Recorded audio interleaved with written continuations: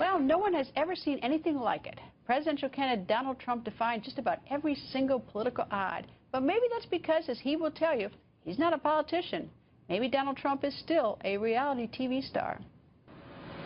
It was a little strange that a front-running candidate would attack the President of the United States, who did keep us safe, while he was building a reality TV show. Being president is a serious job. It's not hosting a talk show or a reality show.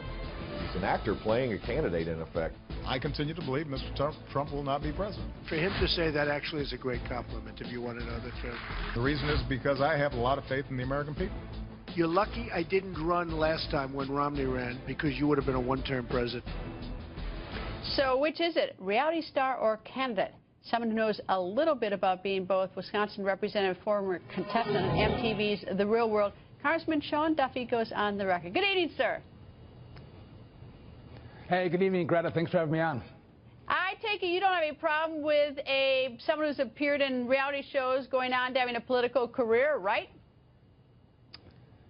Not at all. Listen, I was the first one who did it, but listen, I think it's a very unique set of circumstances, Greta, where you spend 10 years in Americans' living rooms with a #1 rated show.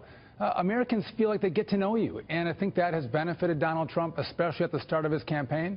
All of you in the media, this is a new personality, so you cover him probably more than other candidates, and so I think he started off with a nice bump. But he's taken that bump of reality TV and absolutely run with it.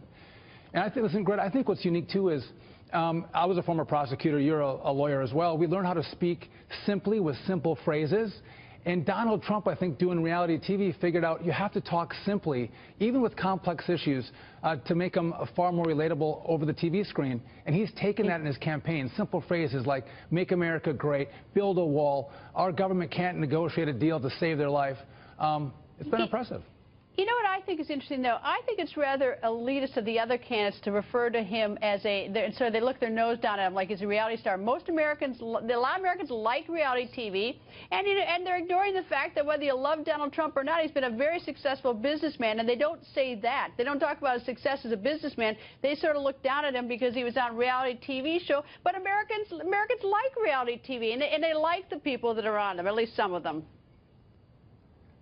They love the reality TV shows. I thought the most hypocritical, though, was Barack Obama. I mean, a guy who was a community organizer, spent 2 years in the Senate, and becomes president, lecturing Donald Trump and other candidates. I mean, that's the height of hypocrisy. But, Greta, I think what's unique, you think back to Ronald Reagan. In the 1970s, he wrote and delivered these 3-minute radio addresses, and they'd play them during drive time. And his handlers or his team looked back on those radio addresses and said, this is one of the key platforms that he had when he ran for office in 1980. Donald Trump, in a very different but similar way, had this reality TV show where he was able to talk to Americans about business and free enterprise that I think Americans have tapped into. Now, the problem is there's not much meat on the bone of his policies. It's just a lot of pretty language. That's why I'm with Marco Rubio. But I think it's been effective for him. I was just going to ask you who you're for, but you gave it up for me. Anyway, Congressman, thank you very much, and go Pack, right? Go Pack, go Greta. Have a good one. All right. See you.